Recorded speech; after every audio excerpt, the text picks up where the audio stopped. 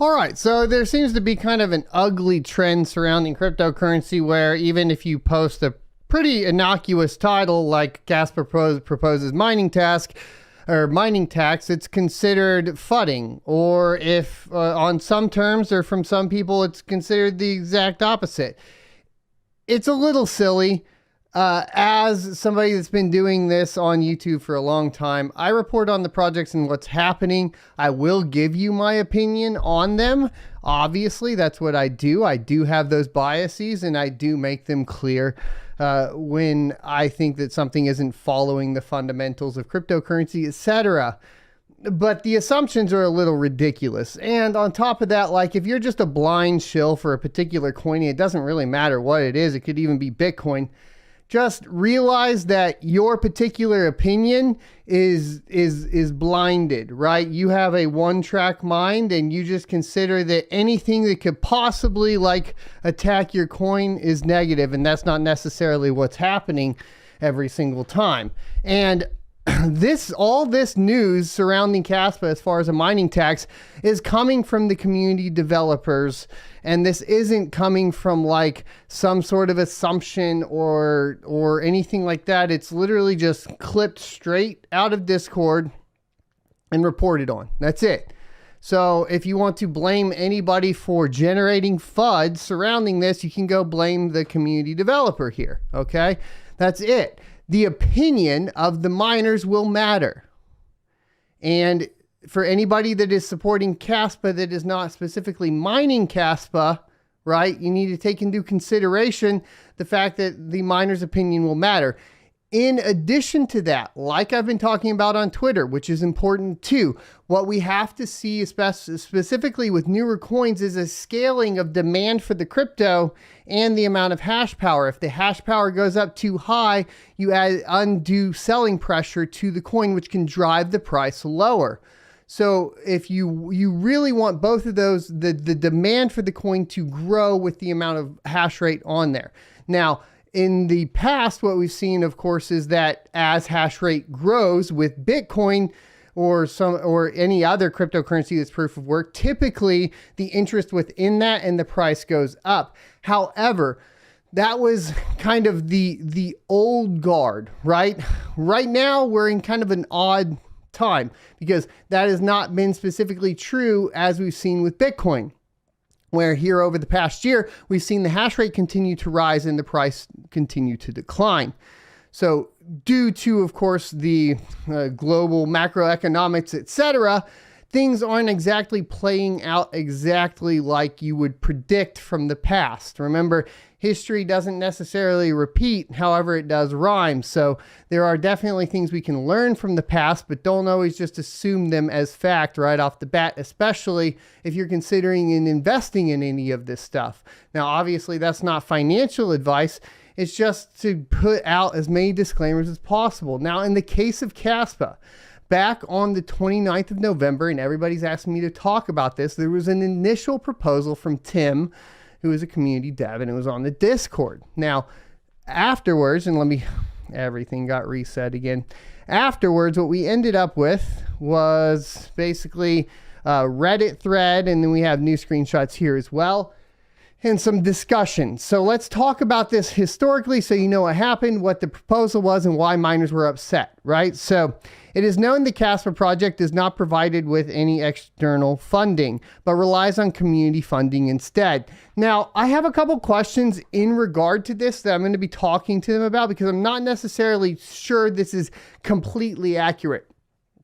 And we'll talk about that actually here specifically when we get to the wiki, but that aside.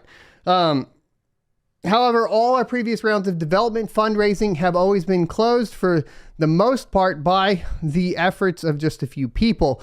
The community is grateful to its whales for this absolutely invaluable early support, but the project continues to evolve.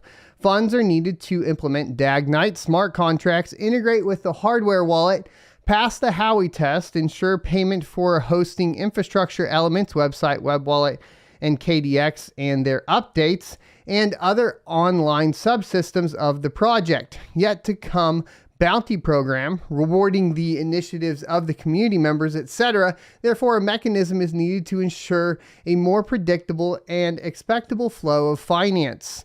To this end, it is proposed to do the following: post on the project website and all suitable controlled resources, Wiki, Discord, Telegram, Reddit, etc., the following appeal to the owners and developers of miners, Stratum proxies, and Kaspa pools. Remember, you essentially have like different sets of developers, right? So you're going to have like the core developers, the people that are developing the chain, in this case, Yonatan, M. Sutton, that sort of thing. And then you're going to have the developers that are working on the mining pools themselves, the miners themselves, like Team Red Miner or whatever it may be, the mining pools. And so what is happening here is it's a proposal to the developers of the software, the mining pools, and so on in this case. It goes on to say, in order to ensure the reliable development of the project, the community asks all existing and from now on new pools developers and or owners to add 2% deductions to the Kaspa public fund, in addition to those fees that already exist in their software, in favor of their owners and developers. Developers of the Stratum Kaspa proxies are asked to add the same 2% fee. Developers of miners capable of working in the middle or in the mode of direct connection to the node, able to mine solo in the node's native mode, to add the same 2% fee. So as you guys know, remember, we were petitioning a bunch of people to work on proxies early on because essentially the communication between some miners, specifically LOL miner very early on, couldn't communicate with the node directly. That's why BZ miner is so popular with Kaspa, is because you had that direct node connection. So the implementation here is basically appealing to the developers of the proxies themselves to add in a fee, right? And that would, I do have a couple questions surrounding that, because you could end up double dipping on accident, because you could end up essentially, if you had a pool op utilizing one of the open source proxies, and then they implement a fee on their end as well, you could end up basically double dipping on the fee. I'm sure the developers would get that figured out. It's just something to point out that could end up being kind of odd, especially because you could triple dip in theory, because they're proposing that the miner would add it as well. So kind of funny here. If you were worst case, if everything wasn't like verified and checked up on, you could end up in a position here as it was originally announced, not with just a 2% fee, but essentially a 6% fee, because you could have it built into the miner, which is sending to the dev fund, and then the proxy sending to the dev fund, and then the mining pool sending to the dev fund, totaling up, you triple, 2 times 3, you end up with 6%. It could have, not that necessarily that would have always happened, like, it's just that could have been a possibility. We could still see this happen. Look, nobody appeared to be happy about this from the mining perspective on Reddit, specifically because of this particular statement, which was make these commissions obligatory. So that meant non-disableable without rebuilding the code, so as not to pose a moral problem for people to choose between helping the project and receiving a small additional personal benefit. I don't think this would have worked at all. Like I said, for the previous problems, if I understand correctly, like I was stating, if you're building it into the proxy, building it into the pool, building it into the, into the miner, then you have 3 different parts there. It doesn't seem like it would make a ton of sense there. I did want to shout out Stephen Cook for the $100 super chat. Holy crap, man. Thank you, good sir. That is invaluable. So thank you. Anyways, and we'll try to save, like, super chats at the end are great too, because I always want to try to respond to them, by the way. But obviously that was amazing. It's awesome. So this one's kind of, like I said, I think that this proposal was not fully thought out, and it was revised. Okay.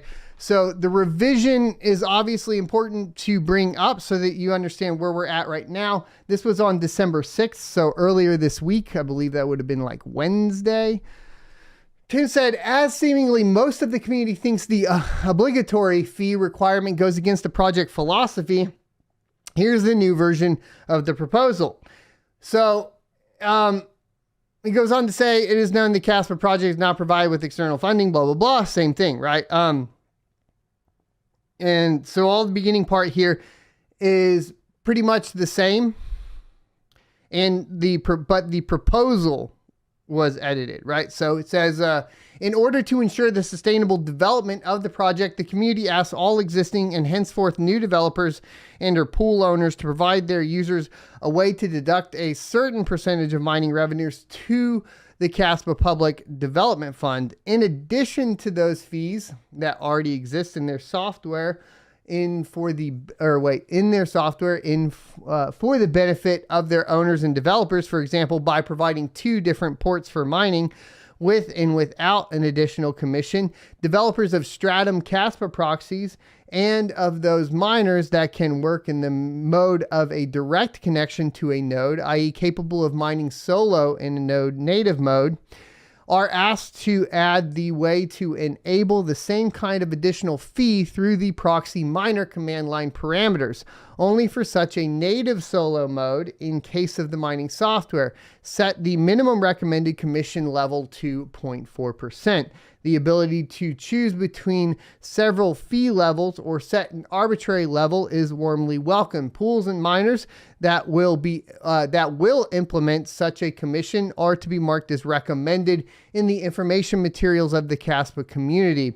Consider this appeal as an official request from the Kaspa community to the owners and developers of pools, miners, and proxy software, and ask them to implement the relevant functionality as soon as possible, given the rapidly progressive decrease in the block reward in Kaspa. And that's an interesting point. A lot of times we can also start to gather kind of additional information here, where the worries are and so on as we move through it. And a decrease in block reward is really interesting to bring up in this particular case as I see it. So with this current proposal, it's like nothing is really set in stone. And in addition to that, you would have the ability as a miner to choose whether or not you decide to basically donate to a community fund, in which case I think that's super awesome. Here's part of the problem that's going to get really interesting though as well. The fees we're moving into FPGA, right?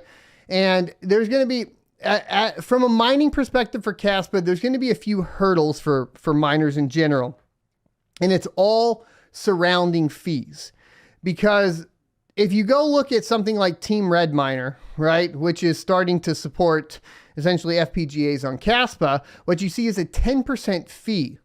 So between like the 10% fee there plus the fee you pay on the pool plus the developer fee, you really are getting close to essentially, labor taxes within the US before you even get to taxes on like actual like real world fiat taxes. You're already getting dug into pretty deep, close to like that 15% mark before you even get past that. Now, as a miner moving into FPGAs, what's your job? Get off your butt and figure out how to get a bit stream, right? And figure out how you're going to get that done at a lower percentage rate. It's just important to note that when you are mining, to start taking into account and adding up all of these fees that start to get added in, especially with the way this is proposed, there is potential for fees to be added into 3 different areas. And if you aren't careful, you could end up paying, triple the fees that you actually anticipated to pay. Let's say one pool adds in a 1%, and then the miner adds in a 2% dev fee, and then the Stratum adds in like a 0.5% dev fee, but you think you're just paying the 0.4% one time, but in reality, you're paying 2.5%, and you're trying to figure out why your profitability's off. Well, it's going to be extremely hard to vet all that sort of thing, right? So just make sure that you're paying attention. I think that's the biggest thing to come out of this really is the importance to paying attention to the fees, where they're coming from and where they're coming out from, and making sure that you are not basically putting yourself in a bad position because you weren't paying attention to it in the first place. So do I think, right, in its current proposal form, that the Kaspa Mining Tax is detrimental to the project? No, not at all, right?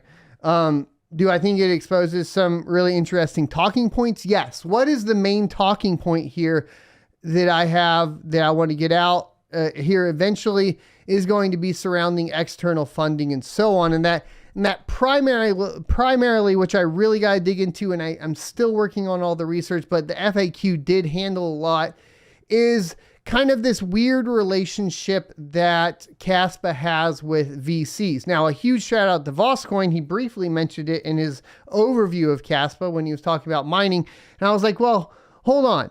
Kaspa was a fair launch. I wasn't really aware of what was going on with this VC funding stuff, right? So long story short, I suppose, is that in the initial days of Kaspa, or pre-Kaspa, actually, there was a funding round for VCs that put in roughly $8 million to develop essentially optical proof of work ASICs for what was going to be Kaspa at the time. The oddity here is that there's essentially two companies that are mentioned here. One is Polychain, and actually you can go check out down in the description below and go through all this and dig through it. I think there's still some questions that I need to answer, but you had two entities. You had Polychain and DAG Labs. DAG Labs, it's important to note, was actually started by Jonathan Sampolinsky, who is the primary dev. He started DAG Labs, and DAG Labs was a for-profit entity that is now defunct. So it has gone under. Total, and I don't know what kind of mining equipment they purchased, so here's where things get a little murky. Mining equipment was purchased, but it wasn't developed, right? So you weren't talking about optical proof of work, but then that mining, and this is where I got confused. I was like, well, where did the eight? So first of all, where did the 8 million go, right? Because that's not entirely clear where the 8 million went, other than into mining hardware, which I'm not too clear on. And then the total amount, which I had a question on, that is dispersed or was dispersed between DAG Labs and Polychain was 850 million. Which does come out to, like 5 million or something like that, depending on the day or whatever, and the price of Kaspa at the time. So you still have like a 3 million deficit there, which makes sense if you're buying mining equipment and then mining, and that's what's going on. I kind of get it. But if you look at the rich list, there's also not like just a single wallet with 850 million in there. So it's hard to really decide on like where that 850 million Kaspa went. There's a lot of questions surrounding it and how this kind of works. Now, of course, I did want to point out that I don't think this is a solid answer where it says if you think Polychain support is weird or even suspicious, then you probably hadn't had the chance to engage with crypto VCs. Yeah, no, we haven't. So I guess it would be your job to explain why that's normal, right? It's not on my, it's like, the statement sounds like a trust me bro. And that's not a good, it's not really a good enough answer, for me. Like, trust me bro, I'm richer and cooler than you, and I hang out with VCs and you just don't know what you're talking about. So just accept it. Like, when there's 850 million and another $8 million investment that's floating around out there somewhere, and the lead dev of the project has basically a failed for-profit entity that was somehow tied to it through a mining deal, and there's going to be questions, and I think a better explanation than trust me bro is warranted here. Okay. Stephen Cook coming in with another $100. Holy crap, man. Thank you, good sir. And I do want to say, he says, from another Texan, we stand together, everyone here. I know you got a few extra dollars. Can we help this man get an Xmas done in one day? Thanks, man. I hope you guys are going to have a good Christmas. So I'd like to hear your thoughts and opinions. I'd like you to go read the wiki. I'd like you to really kind of let me know if you have some more resources that we can dig into. When I dug into like DAG Labs and so on, I did see that it was like defunct. It was founded by, the developer. There is other ties to Genesis Mining. All of it seems to be extremely transparent, except for I guess I'm a little confused on where the funds went, right?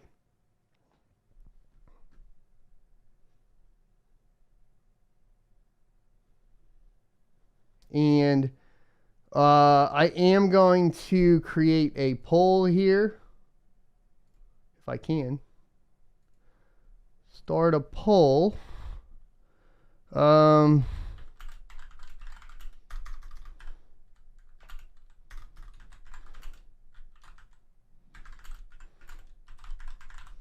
I'm curious how many of you guys knew about the Kaspa VC funding. So there you go. As far as that is concerned. Now, 800, let's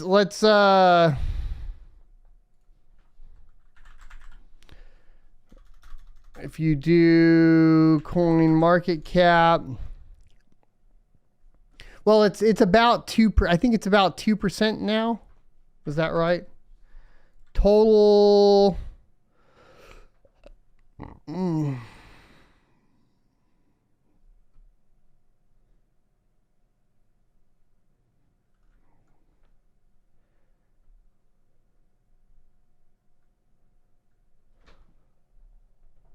So max supply, 28 million.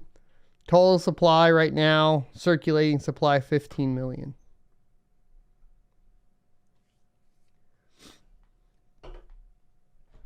And then as far as I do see, and Const, I'll go ahead and, he says there's no VC funding for Kaspa. Specifically, that's what's discussed here in particular. Specifically says Polychain support of this weird or even suspicious, then you haven't had a chance to engage with crypto VCs. VCs standing for, VC support. That being said, it does appear that the VCs were investing in, like we stated, DAG Labs, right? Which is a private for-profit entity for mining that was then using that to purchase mining equipment to then mine Kaspa. Thanks for checking out this clip from the Crypto Mining Show. You can check out the full episode here or more crypto content down here. Also, I'd like you to check out my locals page at sonofatech.locals.com, where you can become a member for free or choose to be a $5 a month supporter that unlocks additional content.